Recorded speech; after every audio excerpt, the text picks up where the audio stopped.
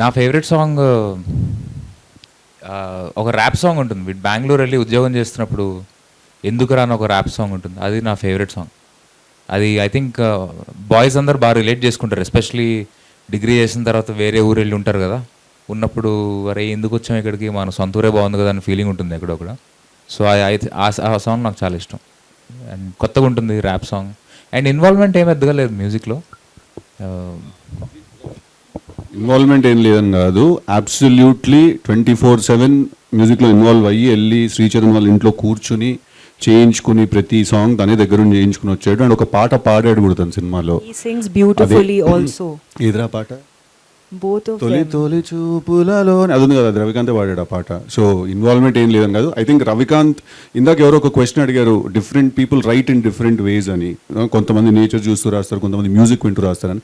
I think somewhere me and Ravikant belong to that category. మేము music వింటూ రాస్తాం. Like ఒక మ్యూజిక్ వింటే ఒక సీన్ వచ్చేస్తుంది. So he's fully involved in the music.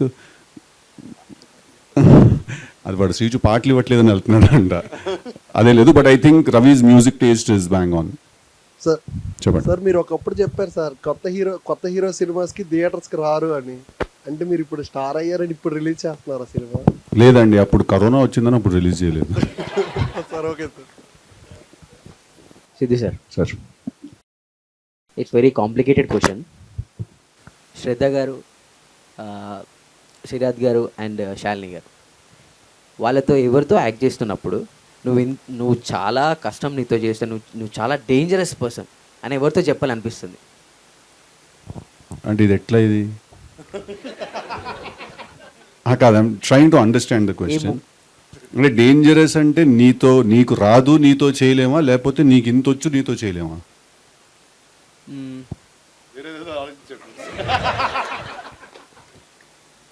అంటే వాళ్ళతో చేయడం చాలా కష్టం. ఇంకా in negative way? No, it's positive. Positive కదా, చెప్తా. ఐ థింక్ నాకు పర్ఫార్మెన్స్ వైజ్ ఈ సినిమాలో అందరికంటే ఎక్కువ నేను కష్టపడింది యాక్చువల్లీ హర్షతోటి.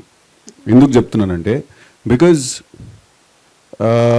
సినిమాలో ఉన్న హ్యూమర్ ఎలిమెంట్ యాక్చువల్లీ మొత్తం హర్షతోటి వస్తుంది. సో నాకు హర్ష అప్పుడు ఫస్ట్ టైం పరిచయం.